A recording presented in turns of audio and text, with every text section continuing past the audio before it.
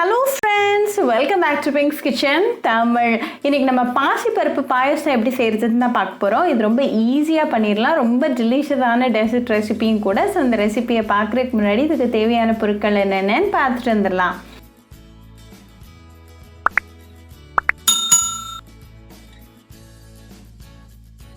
ஒரு ப்ரெஷர் குக்கரை சூடு பண்ணிக்கோங்க. அதில் அரை கப் அளவுக்கு பாசி பருப்பு சேர்த்துக்கோங்க. இது நல்லா ஒரு 5 மினிட்ஸ் லோ ஃப்ளேமில் நல்லா ட்ரை ரோஸ்ட் பண்ணுங்கள். நல்லா வாசனை வர வரைக்கும் நல்லா ஃப்ரை பண்ணிக்கோங்க.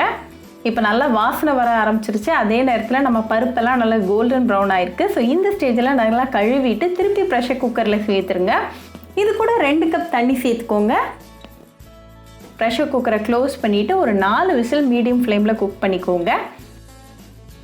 ப்ரெஷர் தன்னால் செட்டில் ஆனதும் ஓப்பன் பண்ணுங்கள். இப்போ நம்ம பாசி பருப்பு நல்லா வெந்து குழஞ்சி வந்திருக்கு. ஸோ இதை ரெடியாக வச்சுக்கலாம். இன்னொரு பேனை சூடு பண்ணிக்கோங்க. அதில் அரை கப் அளவுக்கு வெல்லம், அப்புறமா அரை கப் அளவுக்கு தண்ணி சேர்த்துக்கோங்க. நல்லா மிக்ஸ் பண்ணி விடுங்க. இந்த வெல்லம் கம்ப்ளீட்டாக கரையிற வரைக்கும் நல்லா கலந்து விட்டுருங்க. இப்போ நல்லா வெல்லம் கரைஞ்சாச்சு. ஸோ இந்த ஸ்டேஜில் நம்ம குக் பண்ணி வச்சுருக்கிற பாசி பருப்பை இது கூட சேர்த்துடலாம். நல்லா மிக்ஸ் பண்ணி விட்டுருங்க. இப்போ இது கூட அரை கப் பால் சேர்த்துட்டு நல்லா மிக்ஸ் பண்ணி விடுங்க.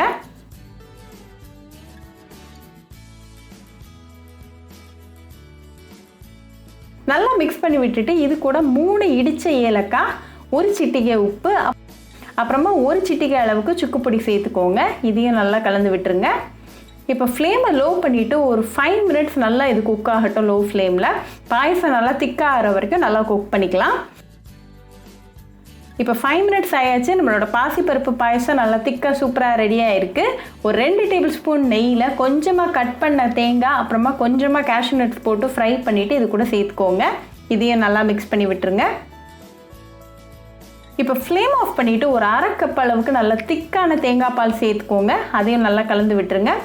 மறக்காமல் ஃப்ளேம் ஆஃப் பண்ணிடுங்க. அப்படி இல்லாட்டி தேங்காய் பால் தெரிஞ்சிடும். ஸோ கவனமாக பண்ணிக்கோங்க. இது அப்படியே ஒரு 5 மினிட்ஸ் இருக்கட்டும். 5 மினிட்ஸ் கழிச்சு உங்கள் ஃபேமிலி அண்ட் ஃப்ரெண்ட்ஸ் கூட இந்த டெலிஷியஸான டெசர்ட் ரெசிபியை சாப்பிட்டு நீங்கள் என்ஜாய் பண்ணலாம். ரொம்பவே ஈஸி அண்ட் குயிக்கான டெசர்ட் ரெசிபி. ஸோ கண்டிப்பாக இந்த பாசிப்பருப்பு பாயசம் ரெசிபி உங்கள் வீட்டில் ட்ரை பண்ணி பாருங்கள். ட்ரை பண்ணிவிட்டு எப்படி இருந்துச்சுன்னு எனக்கு கமெண்ட்ஸில்